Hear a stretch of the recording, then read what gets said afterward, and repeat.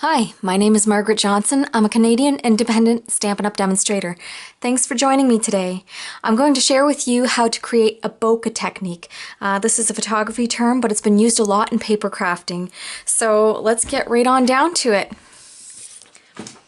So here are two cards that I created using this technique, and today I'm going to showcase this particular one here with the pink backgrounds.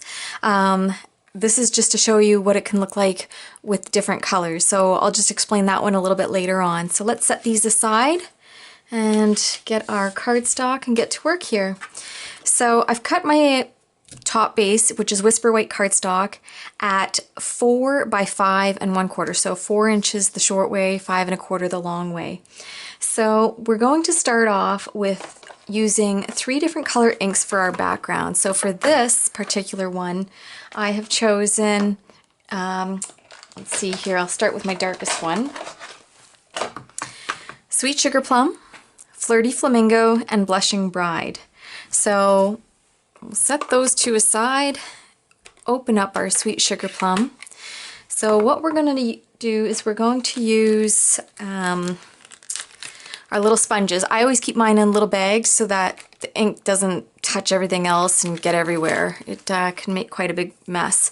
And then I also add a little label with the actual color cardstock and the name, just so I don't forget, and that way I can always use these sponges again. So we're just going to ink up our sponge.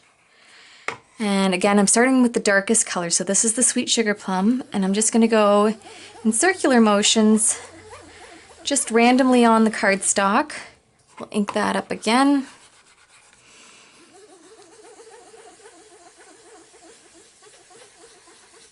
So I try and do each color in about 3 places. Usually the lightest color I'll do a little bit more maybe. I think I'll just grab this corner here and just do a little bit down there as well. So we'll set that aside. So next we'll grab our Flirty Flamingo and grab our sponge for that.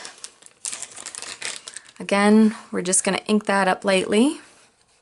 Some of my ink pads are the new style, which are the foam, so they're really juicy, so you don't want to push too hard. And some of my ink pads are the old style felt pads, so with those I have to ink up a lot harder just to pick up the ink onto my sponge.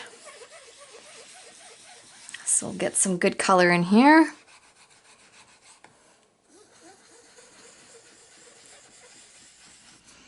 And maybe do the top corner here as well. And set that aside. And on to our Blushing Bride, which is our lightest color. This is one of the old style ink pads like I mentioned. So with this one I will definitely have to ink up a little bit harder. Plus it is a lighter color, so it's going to take more. So pull that up and then we'll just ink away there. Really anywhere where there's white left is where we're going to add the Blushing Bride.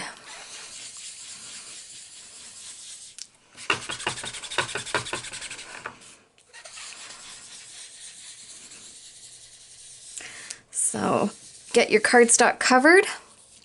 So there's pretty good coverage all around there. It doesn't have to be perfect. There is no right or wrong way to this.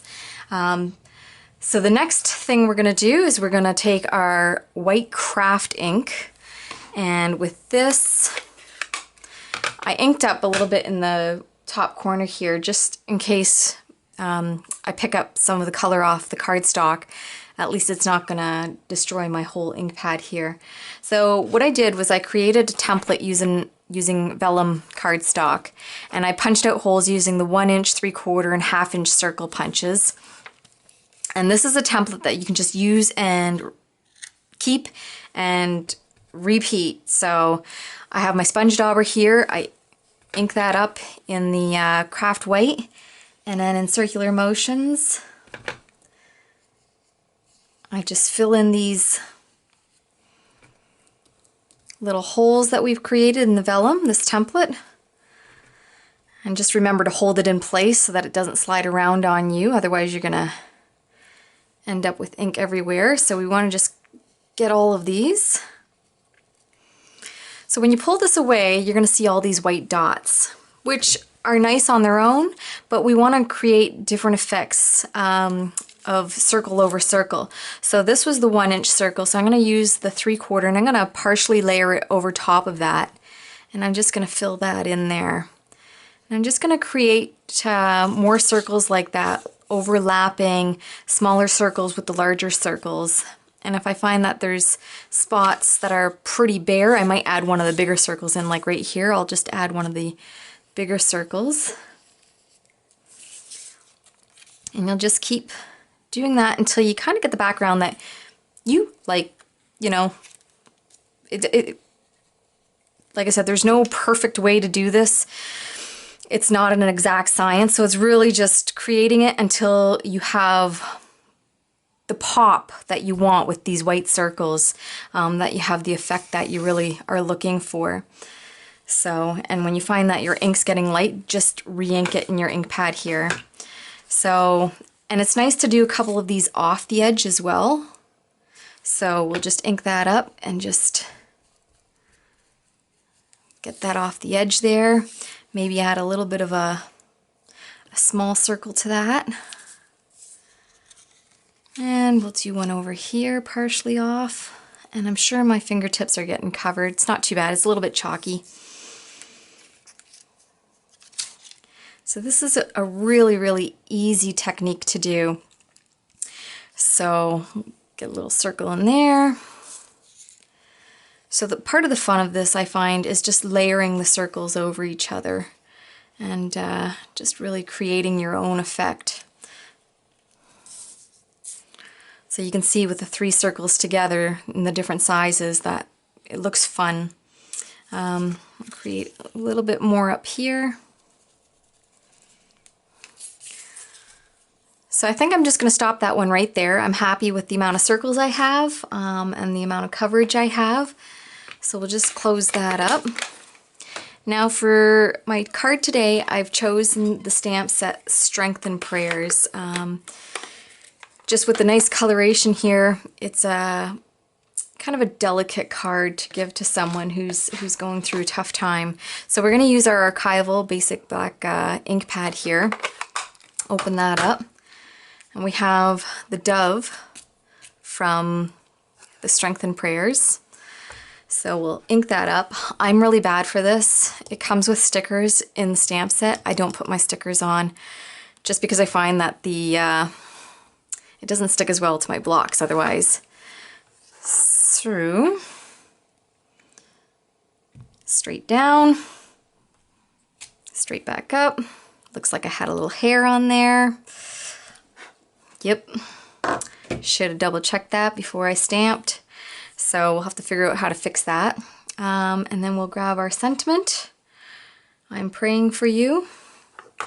Ink that up. And let's hope that I stamp this straight. Not too bad. So really simple. We're just going to attach this to the Flirty Flamingo card base using our snail adhesive. So grab that.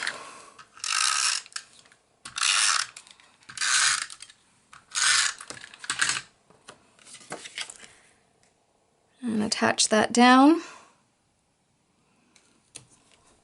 And because I'm always worried that I'm going to pick ink up from my fingers on my card fronts, you flip it over. So there's that card. Now if you want to add a little bit extra, you can always take some basic rhinestones and add those somewhere on your card. So we'll just go ahead and add a few up to the top here. So we'll go one big one and a smaller one on each side. I use my scissors to pick these up. I just find it's easier for placement. From the angle I'm looking, I can't see if I have those straight. I hope I do. Let's just have a look here. Not too bad. All right, so that is that card complete. So again, I have that little uh-oh from that hair that was on the card. So, but as you can see, we have that nice bokeh background. So I'll pull this other card in here again that I did, which I accidentally just got some ink on.